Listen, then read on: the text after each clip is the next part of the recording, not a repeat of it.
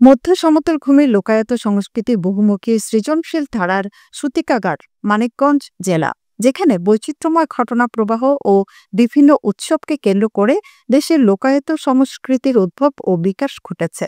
সদর উপজেলার কৃষ্ণপুর ইউনিয়নের দক্ষিণ মকিমপুর গ্রামের হজরত শাহ সুফি শেখ চামু ফকির দরবার শরীফে ঐতিহাসিক অগ্নি ধামাইলের মধ্য দিয়ে শুরু হয়েছে 4 দিন ব্যাপী 364তম ঐতিহ্যবাহী উরুস মোবারক।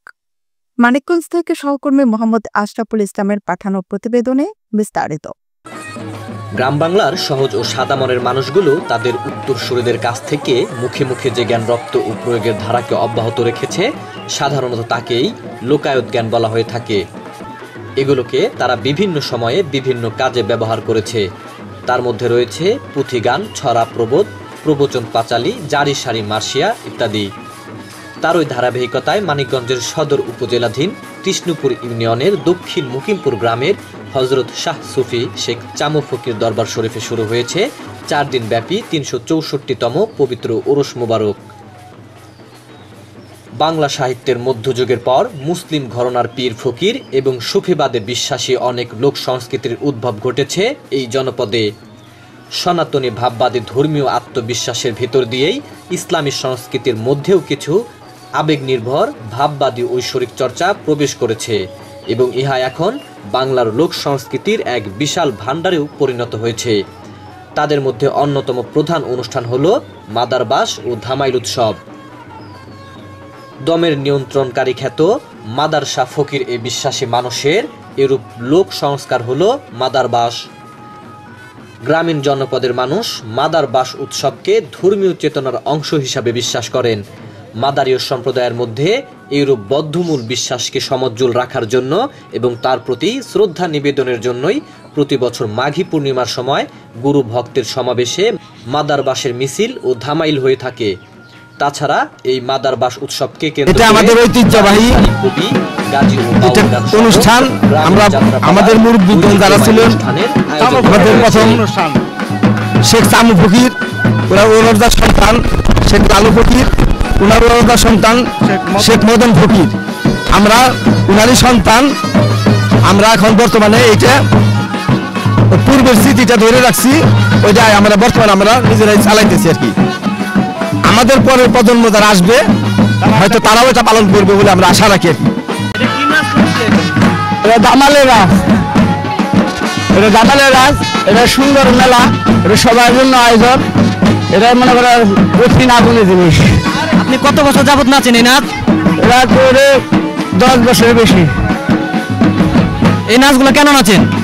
এটা হলো দয়ালের বেসরকারি, দয়ালের দিছে, দয়ালের জন্য দয়ালের কাছে উড়ে উঠেছি, দয়ালের সব দিয়ে দিয়েছি।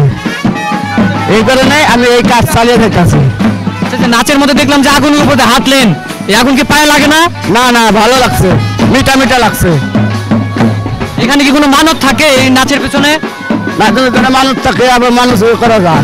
ধামাইল দেখতাছি। ধামাইলে কি করতেছে? ধামাইলে আপনার বিভিন্ন পদের লাকড়ি আছে, খড়ি আছে, সেই সব পুরা দিছে। পুরা শেষে ছোট ছোট আগুন ছিল, সেই মধ্যে সবাই নাচতেছে পারিয়ে।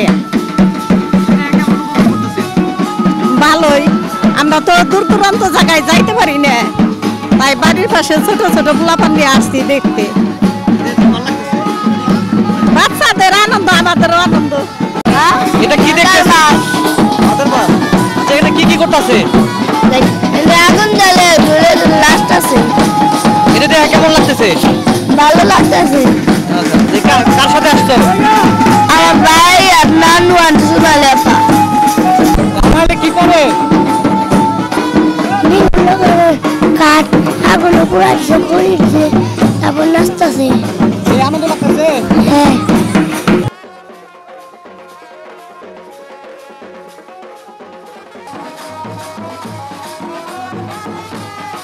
মঙ্গলবার উরুসের প্রথম দিন রাত 10টায় মাদার ভক্তরা জয় মাদার নামে ধ্বনি দিয়ে বাদ্য বাজনা বাজিয়ে তেঁতুল কাঠের চলা দিয়ে আগুন জ্বালিয়ে কুণ্ডুলি তৈরি করে তার চারপাশে লাল ও সাদা কাপড়ে মোড়ানো বাঁশের আগমাথায় চমরযুক্ত মাদার বাঁশ নিয়ে সারিবদ্ধভাবে জারি গান করেন। মাদারের এই জারি গানকে অনেকে নৈল্লা গান বলেও অভিহিত করে থাকেন। বাঁশ ঘোরানোর পর ভক্তবৃন্দ ওই আগুনের কুণ্ডলিতে পা রাখে এবং পাদরি চক্করে দিয়ে নিভিয়ে ফেলে। মানুষ এগুলো দেখে বিস্মিত হয়। জ্বলন্ত অগ্নিকাণ্ডের মধ্য দিয়ে এইরূপ হেঁটে যাওয়াকেই বলা হয় ধামাইল, যা গ্রামের সকল শ্রেণী পেশার নারী পুরুষ, শিশু কিশোর সহ আপামর জনসাধারণ উপভোগ করেন। জ্বলন্ত আগুনের মধ্যে লাভ পারা ভালোই লাগছে। নূরের উপর একটা শাখা, জ্বলন্ত আগুনের খাল পারা অনেক আগে থেকে করে আসছে ওনারা। অনুষ্ঠানে বলছে ধামাল করবো আনছে, আমরা দেখ পেরেছি, আনন্দ করবো আসছি, নাচানাচি করলো তাই দেখলাম, মাদার বাস নিয়ে মাছামাছি করলো তাই দেখলাম। এটা মাদার বাসের দাদি মাদা ধুম মাদা এটা বলি।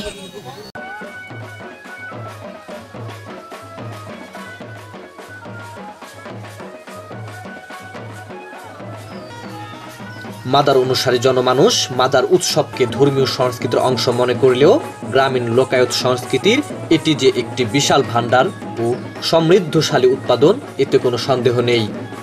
এই আয়োজনের মাধ্যমে জাতি ধর্ম বর্ণ নির্বিশেষে অসাম্প্রদায়িক চেতনা নিয়ে সামাজিক বন্ধন তৈরি হয়, যাকে বলা হয় বহুতত্ত্ববাদ।